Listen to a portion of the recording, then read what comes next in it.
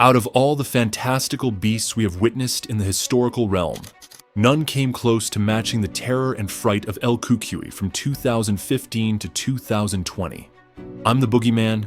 I'm coming after everybody in this division. I'm not talking about Anthony Armand Ferguson here. El Cucuy was a different entity entirely. If this were a scary movie, Tony Ferguson would be that guy. He's El Cucuy. Yeah, he's the boogeyman. I think he doesn't even feel pain. First sighted on July 15th, 2015, this creature rose to infamy in no time at all. His path of destruction, bloody and gruesome. Unfortunately, all wonderful things must come to an end. And on May 9th, 2020, we saw the last of El Cucuy. The supernatural presence was exorcised from the vessel, and Tony Ferguson was rendered mortal. Yeah, I'm coping. Let's be serious here. I know the guy's on a 6-fight skid, but think back to the good old days when Tony Ferguson was on that legendary 12-fight winning streak. He was widely regarded as one of the greatest lightweights in history. He rose to prominence alongside the dominance of Khabib and the spectacle of McGregor. When Khabib was injured and Conor was busy being Conor, it was Tony Ferguson who carried the division. My weight class. You want to talk? I'll be the first one to sign that dotted line. Mark my words, bro. You're gonna get the real El Cucuy. Hindsight tells us his downfall was bound to happen and certain to be brutal. But damn it, we weren't prepared for this type of fall. Tony Ferguson started his UFC career as a contestant on The Ultimate Fighter Season 13. He was the third pick of Team Lesnar. Tony Ferguson,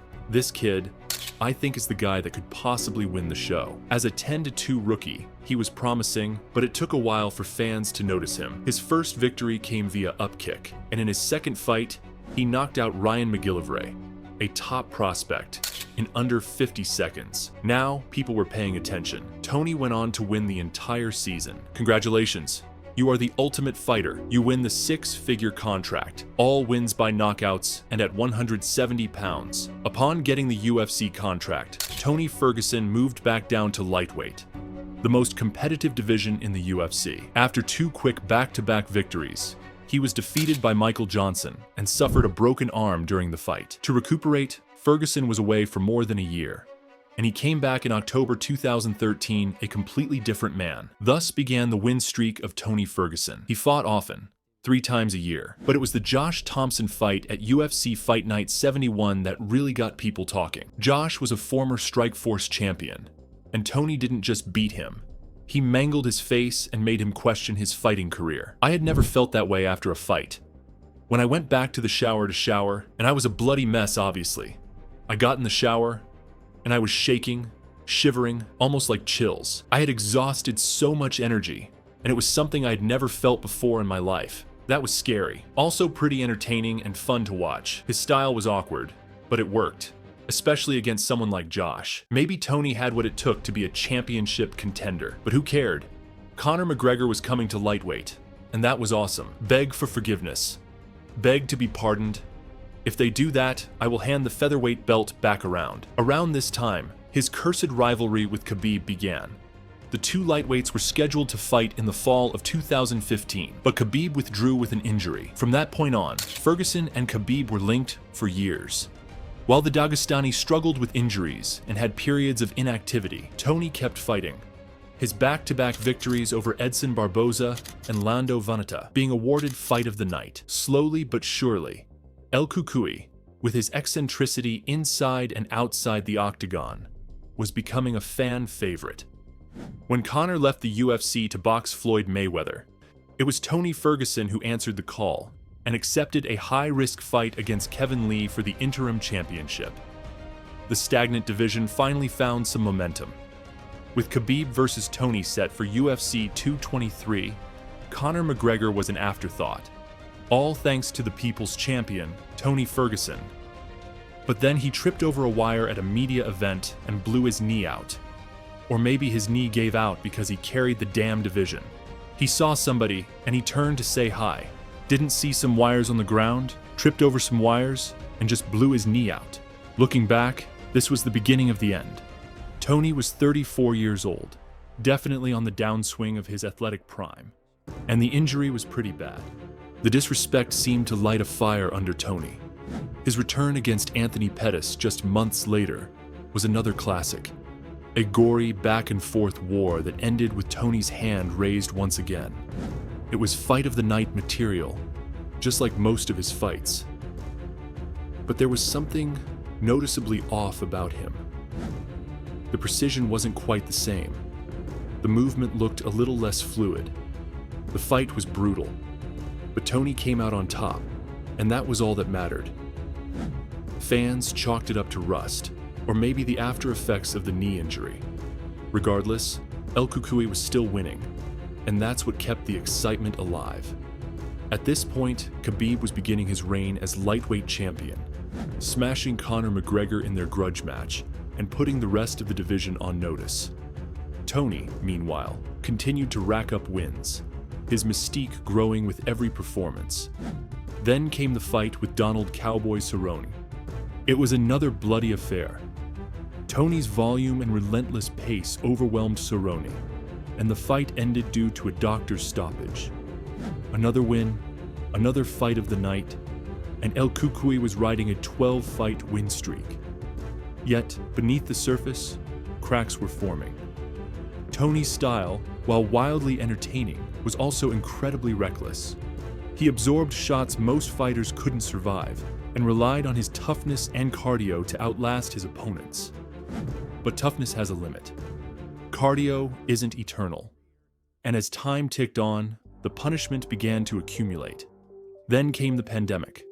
The fight world shut down, but Tony Ferguson refused to be silenced.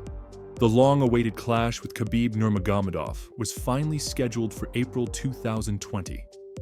Fans held their breath, praying that the cursed matchup would actually take place this time. But, as fate would have it, the fight fell apart yet again. Travel restrictions left Khabib stranded in Russia, and the UFC scrambled to find a replacement. Enter Justin Gaethje. Looking back, Tony had no reason to accept the fight.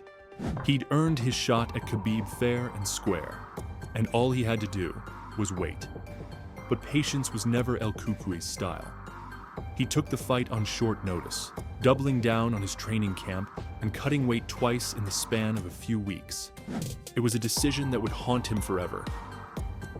UFC 249 was a spectacle, but it marked the end of Tony Ferguson's reign of terror. Gaethje, with his heavy hands and precise striking, systematically dismantled Tony over 5 rounds. It was brutal to watch. For years, Tony had been the one walking through fire, dishing out punishment while eating everything his opponents threw at him. But that night, he met someone who wouldn't wilt. Gaethje landed shot after shot, and for the first time, Tony Ferguson looked human. When the referee finally stepped in, Tony was still standing, but the fight had been beaten out of him. That fight changed everything. The aura of invincibility was gone. The once unstoppable El Cucuy had been stopped. But even after the loss, fans held on to hope. It was Justin Gaethje, after all, a monster in his own right. Surely Tony could bounce back. His next fight was against Charles Oliveira, a man who had quietly built himself into a title contender. For years, Oliveira had been an inconsistent fighter, a submission specialist who folded under pressure.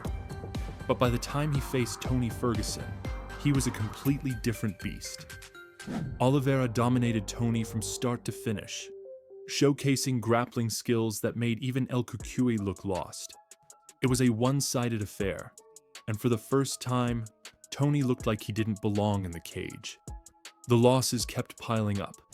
Beneil Dariush out-wrestled him in another lackluster performance, exposing just how far Tony had fallen. Then came Michael Chandler. For a brief moment, it seemed like Tony might turn back the clock. In the first round, he looked sharp, even dropping Chandler with a crisp punch. But in the second round, disaster struck. Chandler landed a front kick to Tony's face that knocked him out cold. It was a brutal, highlight reel finish that cemented Tony's fall from grace. For years, fans had marveled at Tony's ability to absorb damage. But now, it seemed like his legendary durability had vanished. The man who once walked through fire was now getting burned. Still, Tony pressed on. His next fight was against Nate Diaz at UFC 279, a bout that seemed more like a novelty than a legitimate contest. Tony looked slower, his movements more labored. He ended up getting submitted in the 4th round. a fitting end to a fight that felt like a shadow of his former glory. By the time he faced Bobby Green at UFC 291, the writing was on the wall. Tony Ferguson was no longer the boogeyman of the lightweight division. He was a relic, a ghost of the fighter who had once terrorized the UFC. Green submitted Tony in the final seconds of the fight, handing him his 6th consecutive loss. It was hard to watch. The downfall of Tony Ferguson wasn't just a physical decline, it was the erosion of an entire identity. El Cucuy wasn't just a fighter, he was a phenomenon, a larger-than-life figure who defied logic and reason. Watching him fall was like watching a superhero lose his powers. The flashy elbows, the relentless pace, the bizarre training methods, all of it seemed like a distant memory. There's a lesson to be learned from Tony Ferguson's story, a reminder that even the toughest, most relentless fighters are still human. They bleed, they break, and eventually, they fall. But in Tony's case, the fall doesn't erase the greatness that came before it. The UFC added insult to injury by stripping the interim title and making Khabib versus Al-Iaquinta for the undisputed championship. But he was working for the UFC when he fell, doing his press obligations. It's very strange to strip him of a belt when he never lost it and has the longest winning streak.